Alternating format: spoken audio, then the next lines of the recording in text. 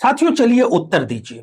बताइए कि मंगल दोष के निवारण के लिए शास्त्रों में कौन से उपलक्ष्य की सबसे अधिक महत्ता बतलाई गई है। जी हां, आपका उत्तर बिल्कुल ठीक है, श्रावण मास।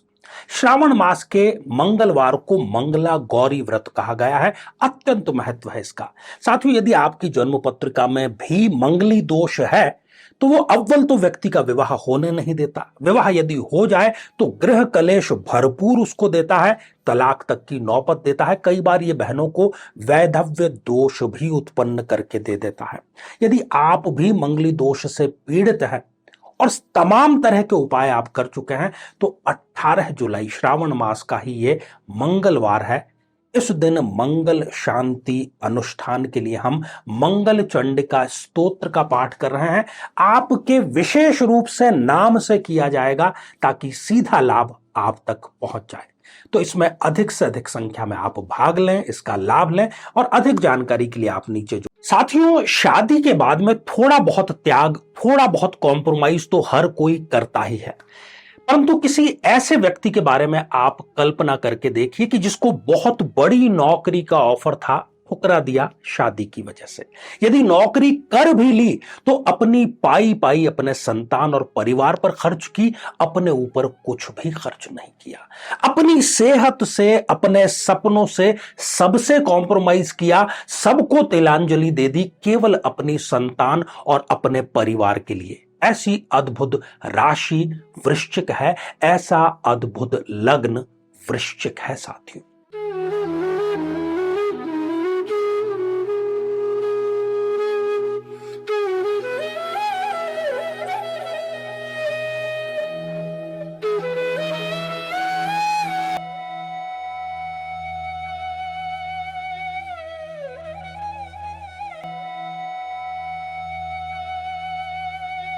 तो मेरे बहुत ही प्रिय और बेहद सम्मानित साथियों, हृदय की असीम गहराइयों से अभिनंदन, बहुत बहुत हार्दिक स्वागत। साथियों, शादी इसको व्यक्ति अपने अपने ढंग से परिभाषित करता है, परंतु आप जरूर मेरी बात का समर्थन करेंगे, उससे इत्तेफाक रखेंगे कि शादी का कोई पर्यायवाची शब्द यदि कोई हो सकता है तो वो एक शब्द कॉम्प्रोमाइज या समझौता है। कई बार मजबूरी में, कई बार अपने ही दिल से। माता पिता अपनी बच्ची को पढ़ाकर लिखाकर उसको अपने पैरों पर खड़ी करते हैं ताकि जीवन के संघर्ष को वो थोड़ा आसानी से बिता सके। संघर्ष जीवन है तो होगा ही होगा। अब यदि उसके पढ़ने लिखने का, उसकी नौकरी का, उसकी योग्यता का, उसकी कमाई का कोई बेजा इस्तेमाल करने लगे तो उन माता पिता को कष्ट होना स्वाभाविक है। कष्ट होता है या नहीं होता ये बात दूसरी है, परंतु होना स्वाभाविक है।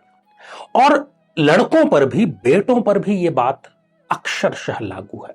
बेटों को भी इसीलिए पढ़ाया लिखाया जाता है कि वो बुढ़ापे का सहारा बने। परंतु वो यदि बुढ़ापे का सहारा बनने के बजाय बुढ़ापे में, जब वृद्धावस्था में सबसे अधिक आवश्यकता है, उस समय छोड़ करके चला जाता है, तो इसको कैसा कहेंगे। साथियों, कहीं ना कहीं इन दोनों उदाहरणों, इन दोनों बातों के पीछे एक कारण बड़ा जिम्मेदार है और वो है लापरवाही। जी हां, लापरवाही कहां पर? कुंडली मिलान करते समय लापरवाही। इस श्रृंखला में, इस सीरीज में साथियों, हमारा एक ईमानदारी पूर्ण ये प्रयास है, ये प्रयत्न है कि हम लीक से हट करके, थोड़ा ऐसा नहीं कि केवल गुणों की बात कर ली, केवल ग्रहों की, केवल भावों की। जब एक लड़का एक लड़की दोनों साथ में विवाह के बाद में एक नए जीवन की शुरुआत करते हैं, तब कुछ व्यवहारिक पक्ष होते हैं। क्यों आज रिश्ते इतने खराब हो रहे हैं? इसलिए नहीं हो रहे कि दोनों एक दूसरे पर तलवार खींच रहे हैं या एक दूसरे को वो मारपीट कर रहे हैं या एक दूसरे से नफरत करते हैं। बहुत छोटी छोटी सी और व्यवहारिक बातें, चाहे वो बाजार जाने की हो, घूमने फिरने की हो, खाने पीने की हो, किसी व्यंग की हो, इससे ही बात की शुरुआत होती है। और फिर शुरुआत होने के बाद में पिछला जितना भी लिखा हुआ है उनके पास में दिमाग में, वो सब वो गुबार बाहर आ जाता है। और फिर धीरे धीरे ये जो चिंगारी है एक भीषण आग का रूप ले लेती है। ऐसा आपके साथ में ना हो, इसलिए हम कुंडली मिलान की इस व्यवहारिक श्रृंखला को लेकर के आए हैं। यदि आपने अभी तक अपने लग्न से संबंधित एपिसोड नहीं देखा है तो यहां आई बटन में हम उसका लिंक आपको प्रोवाइड करा देंगे ताकि जाकर के आप उसको देख सकें। तो कुंडली मिलान दो विपरीत ध्रुवों का मिलान है। मैं बार बार कहता हूं, लगातार कहता हूं, दो बातें। एक तो जिससे आपकी विचारधारा बिल्कुल अच्छी मिलती है, आपको लगता है अरे वाह, हम दोनों को एक जैसी फिल्में पसंद है, हम दोनों के विचार एक जैसे हैं, हम दोनों का सोचना विचारना, हमारा जो राजनीतिक व्यू है वो एक जैसा है। कभी भी उस व्यक्ति से विवाह मत करना, नहीं टिक पाएगा साथी। विवाह जो है वो विपरीत ध्रुवों का मिलान है। अगर आपको बहुत ज्यादा गुस्सा आता है तो आपको इसके विपरीत व्यक्ति चाहिए जिसकी सहनशीलता अधिक हो। आप अगर बहुत ज्यादा बोलना पसंद करते हैं तो आपको सुनने वाला चाहिए। यही कुंडली मिलान का खेल है। तो आज वृश्चिक लग्न और वृश्चिक राशि दोनों की हम बात करेंगे, क्योंकि जिन 6 बिंदुओं की आज हम चर्चा करने जा रहे हैं वो वृश्चिक लग्न और वृश्चिक राशि दोनों पर ही अक्षरशः साबित होते हैं। स्पष्ट रूप से अनुभव सिद्ध बात है। तो दोनों में से एक बात आपको क्लियर कर लेनी है, या तो आपका वृश्चिक लग्न हो या फिर आपकी वृश्चिक राशि हो। और अगली बार जब आप अपनी कुंडली किसी से मिलाने के लिए ज्योतिषी के पास में जाएं तो उससे ये सारे प्रश्न जरूर पूछें। चाहे कुंडली का गुण मिल रहा है, ग्रह मिल रहा है, वो पूछें न पूछें, क्योंकि यह आपके व्यवहार से संबंधित बात है। तो साथियों, ये है एक वृश्चिक लग्न की जन्म पत्रिका। क्यों है ये एक वृश्चिक लग्न की जन्म पत्रिका? क्योंकि 8 नंबर से ये प्रारंभ हो रही है। ये लग्न भाव है और लग्न में ये 8 नंबर का अंक लिखा है, इसलिए हम इसको कहते हैं कि ये एक वृश्चिक लग्न की जन्म पत्रिका है। दूसरी बात, यदि कहीं पर भी आपके अर्थात किसी भी लग्न की जन्म पत्रिका हो और उसके साथ में जहां पर 8 लिखा हुआ है, उस 8 के साथ में ही चंद्र विराजमान है, तो आपकी वृश्चिक राशि हो गई। हम इसको यहां पर उदाहरण के रूप में केवल समझाने के लिए यहां पर लिख रहे हैं। तो सबसे पहली बात साथियों, जो वृश्चिक राशि या वृश्चिक लग्न का जातक या जातिका होती है वो स्वभाव से ही समर्पण कर देती है। उसका जो स्वभाव होता है वो समर्पण का स्वभाव होता है, त्याग का स्वभाव होता है, न्यौछावर कर देने का जो है वो स्वभाव होता है। अब कोई व्यक्ति देना चाहे, मतलब उसने उंगली केवल आपको पकड़ाई है और आप उसका पोंछा तक पकड़ ले, यही बात होती है। आप वृश्चिक लग्न वृश्चिक राशि के हैं, कोई त्याग करना चाहते हैं, आप लड़के हैं या लड़की हैं जो भी, क्योंकि कई बार ऐसी स्थितियां उत्पन्न होती हैं। उदाहरण भी हम देखते हैं कि बहुत अच्छा कोई नौकरी का ऑफर यूके से कहीं से आया, विदेश से, और उसके पति या पत्नी ने बोला कि नहीं, हम नहीं जा सकते, यहीं पर रहेंगे मेरे, मतलब उसने इतना बड़ा ऑफर 1 सेकंड में, बिना सेकंड थॉट के, सिर्फ उसके पति या पत्नी ने कहा, छोड़ दिया तुरंत। तो सबसे बड़ी यहां पर समझने वाली बात है कि आप तो त्याग करने के लिए तैयार हैं, पर ऐसा तो नहीं कि कहीं जो आपका जीवन साथी है वो उसका बेजा इस्तेमाल करे। ऐसे अवसर निरंतर आएंगे, जीवन भर आएंगे। तो ज्योतिषी से आपको यह प्रश्न पूछना है कि आपके त्याग को ठीक है स्वीकार करने वाला हो, पर ऐसा नहीं हो कि आप तो त्याग करते रहें और सामने वाला जो है वो अत्यंत ही लालची प्रवृत्ति का हो। तो यह ध्यान रखने वाली बात है कि कम से कम लालची व्यक्ति से आपको विवाह नहीं करना है। और ये बहुत छोटे छोटे से साधारण से बिंदु हैं। किसी भी जिसको सामान्य ज्ञान भी है ज्योतिष का, वो भी आपको इसके बारे में बतला देगा। साथियों, दूसरा जो बिंदु है वो यह है कि वृश्चिक लग्न या वृश्चिक राशि का जो स्त्री या पुरुष या जातक या जातिका होती है उसमें साहस होता है, उसमें रिस्क लेने की क्षमता बहुत अधिक होती है, क्योंकि मंगल जो है उसकी राशि का या लग्न का स्वामी होता है, साहस का प्रतिनिधि, सेनापति है वो। अब इसको अपनी साहस का एहसास कब होगा? जबकि उसको कोई एहसास दिलाए, थोड़ा सा ही सही, बस एक पुश करने की जरूरत होती है। कोई महिला कुछ करना चाहती है और उसके पति ही अगर उसमें कमियां निकाल दे, या पति कुछ बड़ा करना चाहता है परंतु पत्नी ही उसमें तुरंत ही कोई कमी निकाल दे,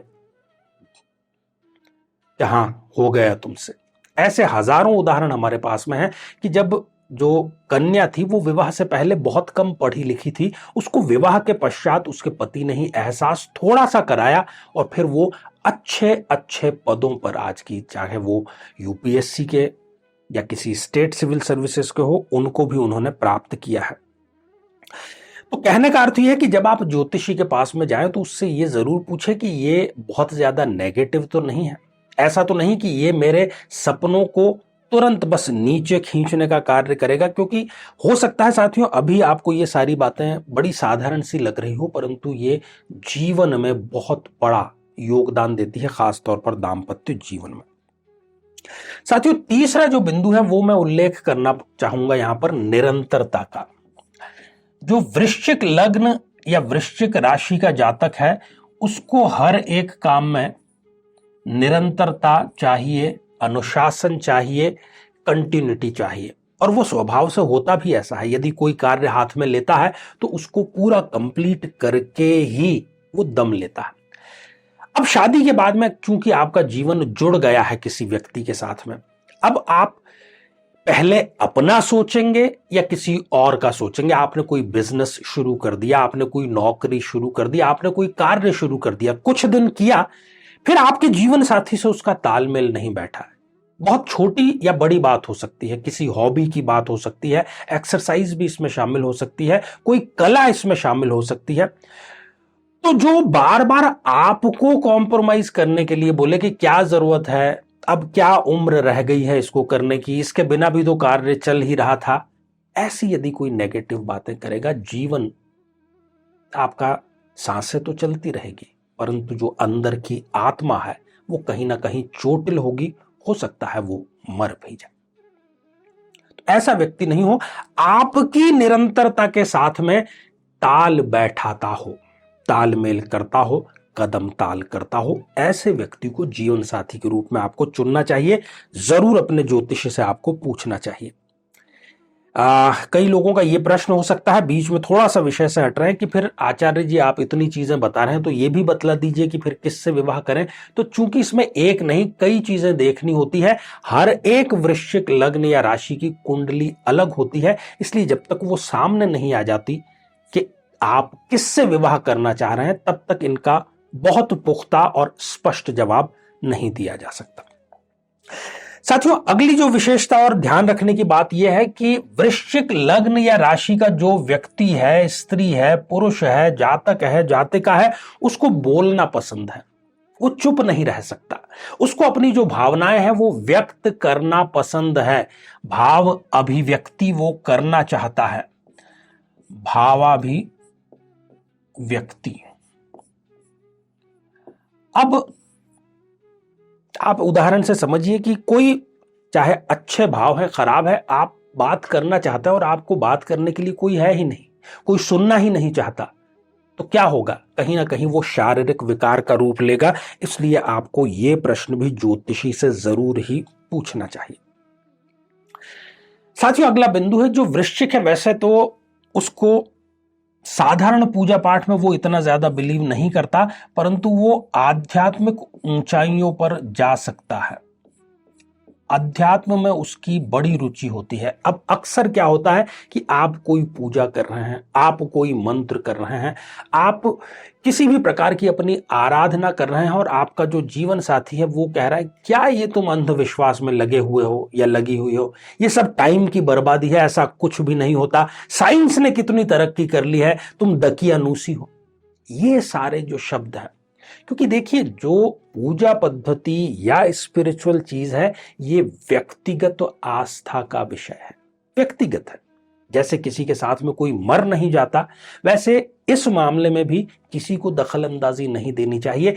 आपके अंदर वो है, वृश्चिक में वो बात है कि वो एक्सीलेंस तक पहुंचे, स्पिरिचुअल एक्सीलेंस तक, परंतु उसकी टांग यदि खींचता रहेगा जीवन साथी तो वो कभी कम से कम इस जन्म में तो नहीं पहुंच पाएगा। तो ये भी प्रश्न आपको पूछना चाहिए कि ये मेरे मीन में ही निकालता रहेगा जीवन पद्धति में, पूजा पद्धति में, आस्था पद्धति में, या फिर उसको एक्सेप्ट करेगा। बड़ा महत्वपूर्ण प्रश्न है।